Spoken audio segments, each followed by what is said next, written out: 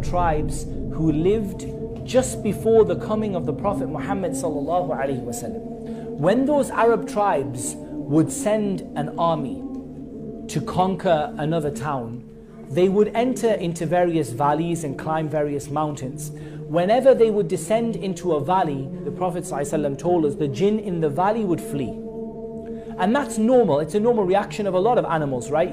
Just generally, if you come across a big army, even human beings, you come across, you're sat sort of in your little tent camping somewhere out in the park, and a huge army of people, heavily armed, sort of storming their way towards your tent, you're likely to get up and run.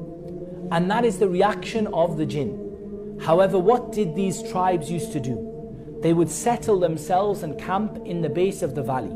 And then they would raise up their hands and they would start to call and supplicate to the jinn. And this is something that is almost universally accepted in every culture, that there have been people in every culture, in every religion, who have worshipped the spirits, the jinn, the dead, whatever you want to call it. They have worshipped the jinn. So we see that throughout many cultures, and there are as many examples of this in Christianity and Judaism and Hinduism and Buddhism, of people who sought help and sought to call upon the spirits, call upon the jinn. So what used to happen when those jinn who had fled from the oncoming army used to hear the people calling upon them and supplicating to them and asking them for help, then they would realize that these people had a fear of them. And once they sensed that fear in you, they would attack. And what would happen is those people would be increased in their supplication, because they would think, oh, these are really great spirits, powerful beings that can do so much to us. In reality, they were running away, but when they showed a fear of them, they drew them back. And this is a very, very important point.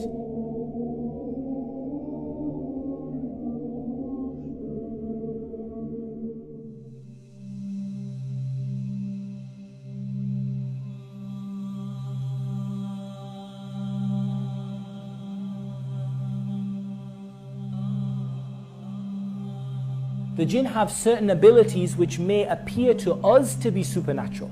And this is where we start to delve into the realm of the paranormal a little bit. And that is that the jinn clearly have abilities that to us appear to be supernatural. And this is where you get sort of the supernatural and the paranormal, and the lights flick on and off and the doors open and the windows open, there's nobody there. The jinn do have abilities that seem to us to be supernatural. But I want to actually get you away from thinking in this way. I want you to actually stop thinking of the jinn as all-powerful, supernatural, incredible beings.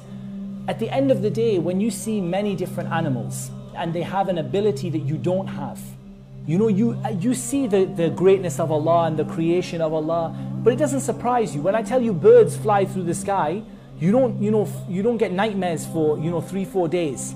When I tell you that fish swim to the depths of the sea, it doesn't terrify you. So you shouldn't be surprised that there is a creation from the creation of Allah that is able to do these things. Some of them are able to fly, but the birds can fly, so that's no big deal. Some of them are able to sort of take different forms, and that's something that is different for us. But again, it's simply what Allah has given them the ability to do. And we see certain animals that are able to change their color, able to change their shape to a certain degree, that are able to camouflage themselves. And again, this is something from the creation of Allah, and it makes us recognize the greatness of God and the creation of God. But it doesn't necessarily terrify us, and it doesn't make us fall into paranoia and various other things. So we should be very careful with the jinn, that when it comes to the jinn, we recognize they are simply a creation from the creation of Allah. Just like the other creation that Allah has created, they have some things that they can do that we can't do, and there are some things that we can do that they can't do. Understand that the jinn do not deserve to be feared. And as soon as you show them fear, they will take maximum advantage of the fear that you show them. As soon as you start to show them fear, they will play with you, they will pull out all the tricks. I'm talking about the windows will open, the lights will go on and off, human beings start appearing left, right and center, things start floating, knives start flying, pots and pans start going across the room. this is when you show them fear. When you don't show them fear, when you show them that you understand that they are simply a created being, you know, if they throw a pan across the room, I'd be tempted to pick the pan up and throw it back and say, you can throw the pan, I can throw the pan. As soon as you do this, they will stop messing around, generally, and they will stop causing you, you know, these kind of creepy paranormal type things that happen. Generally, they happen when people give them more respect than they deserve. They are intelligent beings at the end of the day. They have an ability to think. And therefore, when they see that you're terrified and scared of them, they are going to play on that. They're going to play pranks with you. They're going to joke with you. They're going to cause you all of these various paranormal experiences and these various sort of things that happen, haunted houses and all the rest. And in general, I have to say that since I've started doing ruqya, I get very little of these kind of paranormal crazy things going on. Every now and again, you know, I might get one person in 50 levitate off the ground. In general, most people don't.